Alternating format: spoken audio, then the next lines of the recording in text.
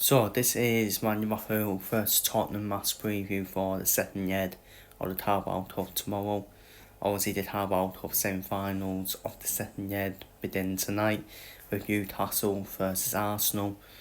Obviously Arsenal going into that game in good confidence after slapping up Manchester City at the weekend, while Newcastle, it just shows what can all change in a month.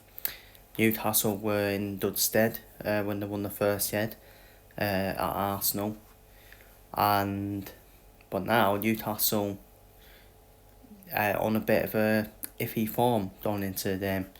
But it's a big game for Newcastle, isn't it? The fans don't be up for it as well against Arsenal. I thought I'll talk about that game first. I think Newcastle fans be up for it, and I would say the pressure was off Arsenal, but you don't do it at Arsenal though. Against Man City, Arsenal were under pressure against Man City, and they slapped Man City up, and they actually cope with the pressure for once, Arsenal. But can Arsenal do it when it really matters towards the season end? That's the only thing. But Arsenal did have confidence, but now their fan base is defeated again after doing nothing in the transfer window to back it up by not getting a strike win. I think that was a key component for Arsenal to try and get in, just as they chase Liverpool down in the Premier League. Obviously, it's a big ask for Arsenal against Newcastle tonight. Very big ask. At a ground where Arsenal have struggled the last 2 seasons at Newcastle, where they've only had one shot on target. And they're not out for it. They're not out for Arsenal. Strange things can happen in football. But Arteta has not had a good cup record since winning that FA Cup in lockdown. He's not had a good record in the top competitions. So I do think Newcastle will make it through against Arsenal. I think there'll be goals in the second leg. I think it's gonna end 2-2. I think it will end 2-2 to them, which means Newcastle will win 4-2 and I think Newcastle will get to the final. It will just mean a lot more.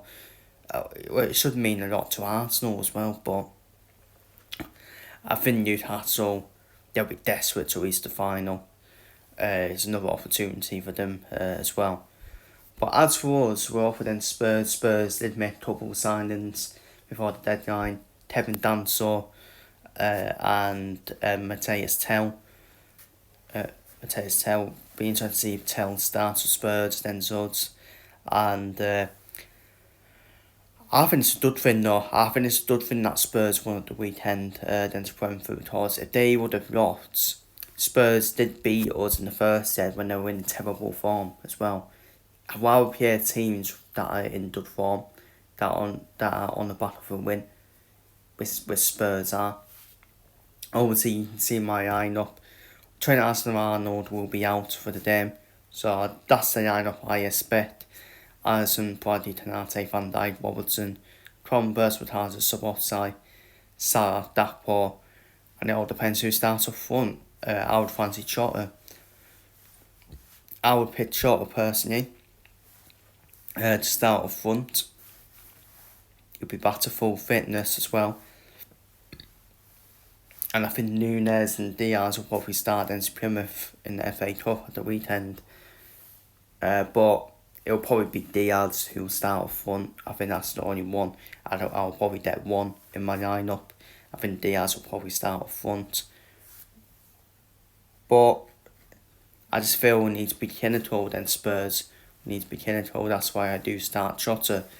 And look, I'm confident going into second leg despite losing 1-0. It's Anfield as well.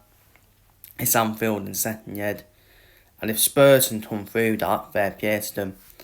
But I just feel it's just Spursy, isn't it? It's just Spursy that they have that need from the first leg.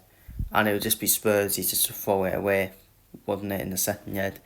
In my opinion. That's me not underestimating Spurs, but I think everyone's fancying Liverpool to overturn it against Spurs, and Liverpool to play Newcastle in the final. And I do expect that as well. I think we will overturn it against Spurs. I think it'll be tight though. I think it will be tight on after. I have done for a 3-1 win to Liverpool.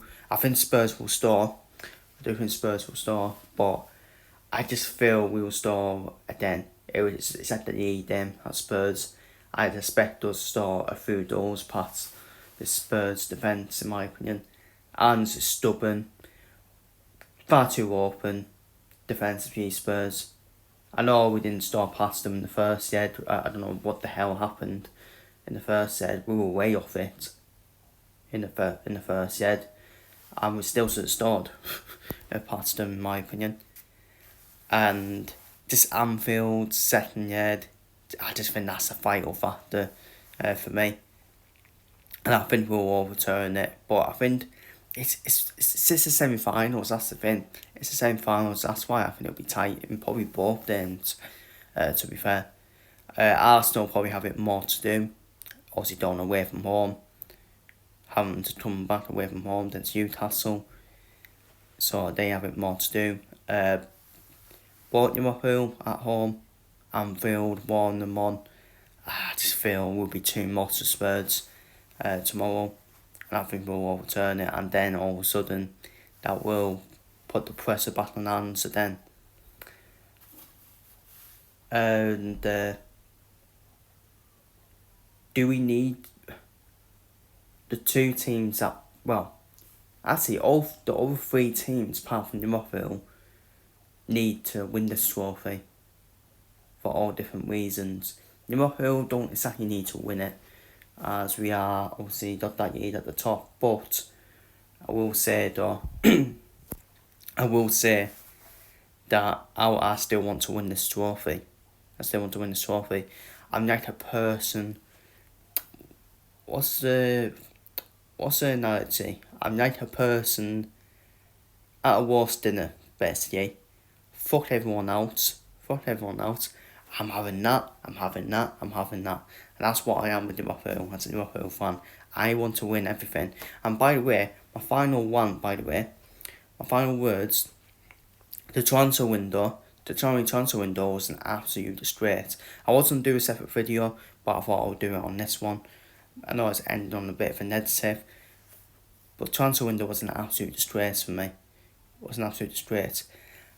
And the last couple of years, I've been pissed off with FSG. No contract signed.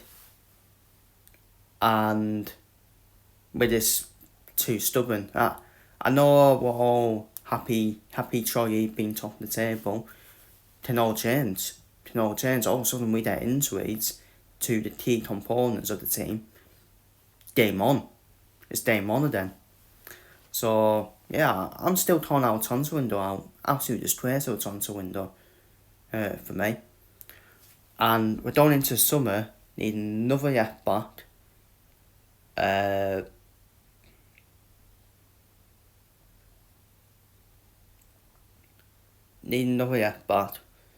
Probably need another DM for Cravenberts. What else? We don't need another attacker. We need another centre back as well, so that's 3. We need another centre back regardless whether it's Van Dijk or not. Whether Van Dijk stays or not. I think first Van Dijk will stay. Apparently Anfield Edition said Van Dijk and Salah have signed pen to paper. But we'll take that with a pinch of salt. But apparently they're reliable, apparently. But how many times have we heard that? So yeah, disgraceful transfer window. Richard Hughes. He's been a very busy man. Has he fucked? He's been on holiday. He don't give a fuck. The only thing I'll give us credit for is when we sell Carvalho and Vandenberg for that amount of money to Brentford. So that's what I'll give them credit for. But anyways, feel free to leave your thoughts down below in the comments, your predictions, etc. and come on the Reds.